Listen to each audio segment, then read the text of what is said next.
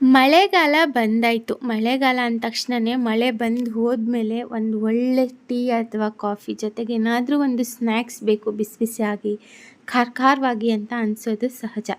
So ಇವತ್ತಿನ ಎಪಿಸೋಡ್ನಲ್ಲಿ ಮನೆಯಲ್ಲೇ ಸುಲಭವಾಗಿ ಹೇಗೆ ಆಲೂ ಸಮೋಸ ಮಾಡ್ಕೋಬೋದು ಅನ್ನೋಂಥ ರೆಸಿಪಿ ಶೇರ್ ಮಾಡ್ತಾಯಿದ್ದೀನಿ. ಮಳೆಗೆ ಪರ್ಫೆಕ್ಟಾಗಿರುತ್ತೆ, ವೆದರ್ಗೆ ಬಿಸಿ ಬಿಸಿಯಾಗಿ ಖಾರವಾಗಿ ಬಾಯಿಗೆ ಹಿತ ಕೊಡುತ್ತೆ ಅಂತಲೇ ಹೇಳ್ಬೋದು.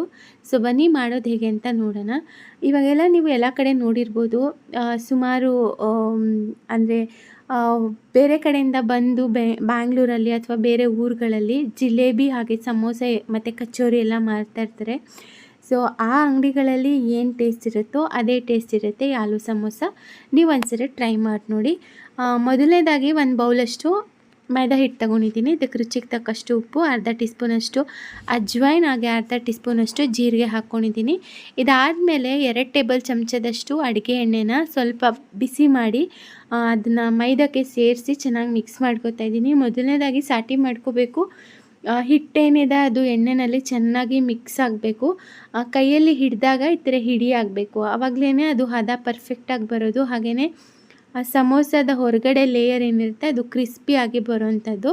ಸೊ ಆದಷ್ಟು ನೀವು ಅದು ಹಿಡಿ ಆಗೋವರೆಗೂ ಎಣ್ಣೆನ ಸೇರಿಸ್ಕೋಬೇಕು. ನಾನು 1 ಬೌಲಷ್ಟು ಮೈದಾ ತೊಗೊಂಡಿದ್ದೀನಿ, 2 ಟೇಬಲ್ ಚಮಚದಷ್ಟು ಎಣ್ಣೆ ಪರ್ಫೆಕ್ಟಾಗಿ ಆಗಿದೆ. ಇದಕ್ಕೆ ಉಗುರು ಬೆಚ್ಚಗಿರೋಂಥ ನೀರನ್ನು ಹಾಕ್ಕೊಂಡು ಚಪಾತಿ ಹಿಟ್ಟಿನ ಹದಕ್ಕೆ ಕಲಸಿಟ್ಕೋಬೇಕು. ನೀವು ರೆಸಿಪಿ ಶುರು ಮಾಡೋದಕ್ಕಿಂತ ಮುಂಚೆ ಕಲಸಿಟ್ಕೊಂಡ್ರೆ ನಾವು ಸಮೋಸನ ಫಿಲ್ ಮಾಡೋ ಅಷ್ಟೊತ್ತಿಗೆ ಹದ ಕರೆಕ್ಟಾಗಿರುತ್ತೆ. ಸೊ ನೋಡ್ಬೋದು ಇಷ್ಟಾಗಿದೆ. ಇದರಲ್ಲೇ ನಾನು ಏನು ಸ್ಟಫಿಂಗ್ ಮಾಡ್ತೀನಿ ಅದಕ್ಕೆ ಸಾಕಾಗುವಷ್ಟು ಸಮೋಸ ಬೇಸ್ ಏನಿರುತ್ತೆ ಅದು ಪರ್ಫೆಕ್ಟಾಗಿ ಸಾಕಾಗತ್ತೆ.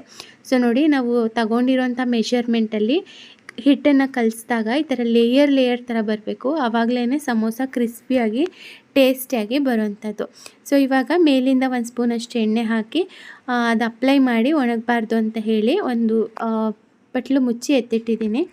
ಇವಾಗ ಸ್ಟಫಿಂಗ್ಗೆ ಬಾಣಲೆ ಬಿಸಿಗೆ ಇಟ್ಕೊಂಡು 2 ಟೇಬಲ್ ಚಮಚದಷ್ಟು ಎಣ್ಣೆ, ಅರ್ಧ ಟೀ ಸ್ಪೂನಷ್ಟು ಜೀರಿಗೆ, ಖಾರದ ಅರ್ಧದಷ್ಟು ಹಸಿಮೆಣಸಿನ್ಕಾಯಿ ಸಣ್ಣದಾಗಿ ಹೆಚ್ಚಿಟ್ಕೊಂಡಿರೋಂಥದ್ದು.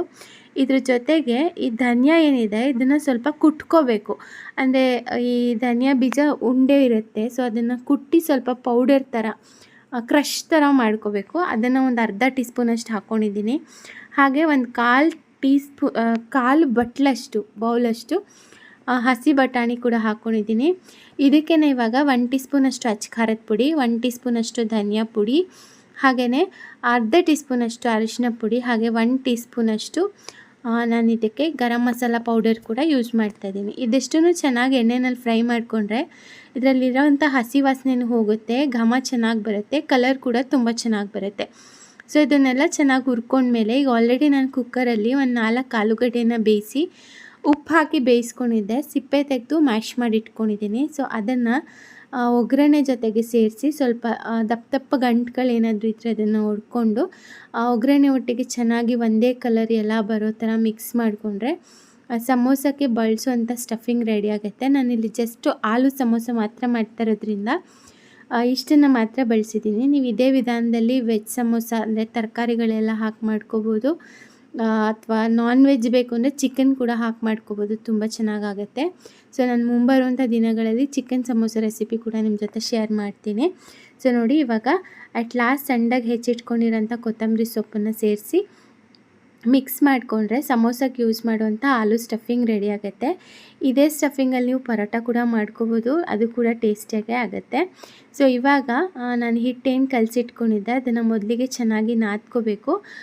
ನಾದ್ಕೊಂಡು ಒಂದು ಚಿಕ್ಕ ನಿಂಬೆಹಣ್ಣಿನ ಗಾತ್ರದಷ್ಟು ಹಿಟ್ಟನ್ನು ತಗೊಂಡು ಪೂರಿ ಆಕಾರಕ್ಕೆ ಲಟ್ಟಿಸ್ಕೋಬೇಕು. ಲಟ್ಸೋದಕ್ಕೆ ಹಿಟ್ಟನ್ನು ಬಳಸೋಕೆ ಹೋಗಬೇಡಿ, ಯಾಕಂದರೆ ಎಣ್ಣೆಯಲ್ಲಿ ಹಿಟ್ಟೆಲ್ಲ ಕಪ್ಪಾಗಿಬಿಡುತ್ತೆ. ಸೊ ಸ್ವಲ್ಪ ಒಂದೊಂದು 2 ಹನಿಯಷ್ಟು ಎಣ್ಣೆ ಹಾಕ್ಕೊಂಡ್ರೆ ಸಾಕು, ನೀಟಾಗಿ ಬರುತ್ತೆ. ಇದನ್ನು ಪೂರಿ ಆಕಾರಕ್ಕೆ ಲಟ್ಟಿಸ್ಕೋಬೇಕು. ನಾನಿಲ್ಲಿ ಮಿನಿ ಸಮೋಸಗಳನ್ನ ಮಾಡ್ತಾಯಿದ್ದೀನಿ, ತೀರಾ ದೊಡ್ಡ ಸಮೋಸ ಮಾಡ್ತಾಯಿಲ್ಲ.